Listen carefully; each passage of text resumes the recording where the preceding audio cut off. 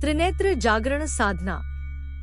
परमेश्वर शिव त्रिकाल दृष्टा, त्रिनेत्र, आशुतोष, अवधरदानी, जगत पिता आदि अनेक नामों से जाने जाते हैं। महाप्रलय के समय शिव ही अपने तीसरे नेत्र से सृष्टि का संहार करते हैं, परंतु जगत पिता होकर भी शिव परम सरल व शीघ्रता से प्रसन्न होने वाले हैं। संसार की सर्व मनोकामना पूर्ण करने वाले शिव को स्वयं के लिए न ऐश्वर्य की आवश्यकता है न अन्य पदार्थों की।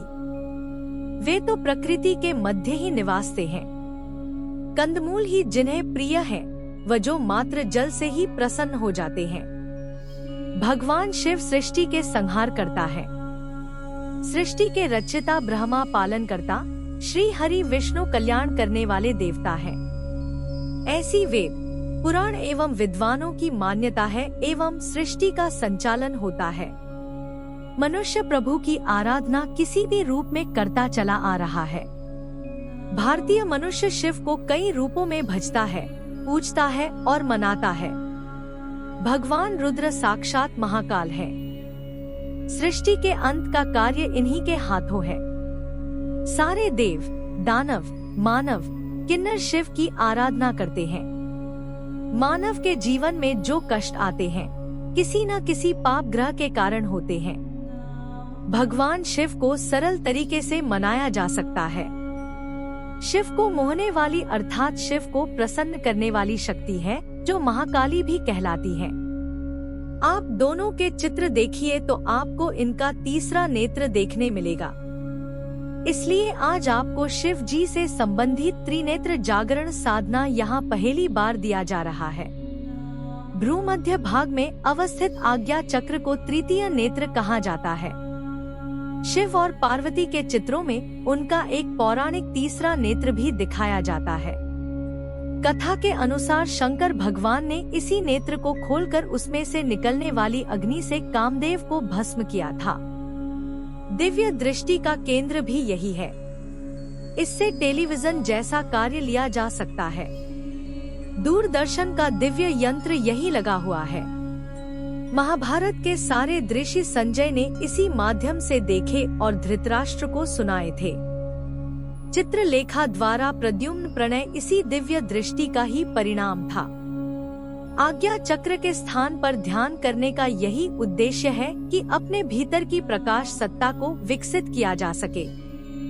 यदि उसे विकसित किया जा सके तो कई दिव्य क्षमताएं अपने भीतर जागृत हो सकती हैं।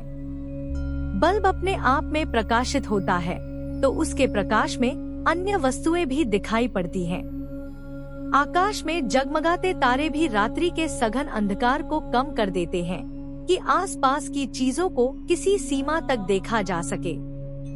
हमारे आंतरिक प्रकाश कण यदि कुछ अधिक जगमगाने लगे तो संसार में अन्यत्र घटित हो रही घटनाओं को देखा समझा जा सकता है। इसके अतिरिक्त भी आज्ञा चक्र के जागृत हो जाने पर अनेकों दिव्य लाभ हैं। इसके द्वारा कई शक्तियां और दैवी विभूतियां अर्जित की जा सकती हैं। यह साधना अपने साधक को उन सभी दिव्य लाभों के साथ आत्म कल्याण के पथ पर अग्रसर करता है जिनसे वह अज्ञात है। मंत्रों का वास्तविक उद्देश्य दिव्य दृष्टि को ज्योतिर्मय बनाता है। उसके आधार पर सूक्ष्म जगत की झांकी की जा सकती है। अंतः क्षेत्र में दबी हुई रत्न राशि को खोजा और पाया जा सकता है। देश, काल, पात्र की स्थूल सीमाओं को लांघकर अविज्ञात और अदृश्य का परिचय प्राप्त किया जा सकता है। आँखों के इशारे तो मोटी जानकारी भर दी जा सकती है, पर दिव्य दृष्टि से तो किसी के अंतः क्षेत्र को गहराई में प्रवेश करके वहां ऐसा परिवर्तन किया जा सकता है जिससे जीवन का स्तर एवं स्वरूप ही बदल जाए। इस प्रकार मंत्र साधना यदि सही रीति से सही उद्देश्य के लिए की जा सके तो उससे साधक को अंत चेतना के विकसित होने का असाधारण लाभ मिलता है। साथ ही जिस प्राणी या पदार्थ पर इस दिव्य दृष्टि का प्रभाव डाला जाए उसे भी विकासोन्मुख करके लाभान्वित किया जा सकता है। भौहों के बीच आज्ञा चक्र में ध्यान लगने पर पहले काला और फिर नीला रंग दिखाई देता है। फिर पीले रंग की परिधि वाले नीला रंग भरे हुए गोले एक के अंदर एक विलीन होते हुए दिखाई देते हैं। एक पीली परिधि वाला नीला गोला घूमता हुआ धीरे धीरे छोटा होता हुआ अदृश्य हो जाता है और उसकी जगह वैसा ही दूसरा बड़ा गोला दिखाई देने लगता है। इस प्रकार यह क्रम बहुत देर तक चलता रहता है। साधक यह सोचता है, यह क्या है, इसका अर्थ क्या है। इस प्रकार दिखने वाला नीला रंग आज्ञा चक्र का एवं जीवात्मा का रंग है। नीले रंग के रूप में जीवात्मा ही दिखाई पड़ती है। पीला रंग आत्मा का प्रकाश है, जो जीवात्मा के आत्मा के भीतर होने का संकेत है। इस प्रकार के गोले दिखना आज्ञा चक्र के जागृत होने का लक्षण है।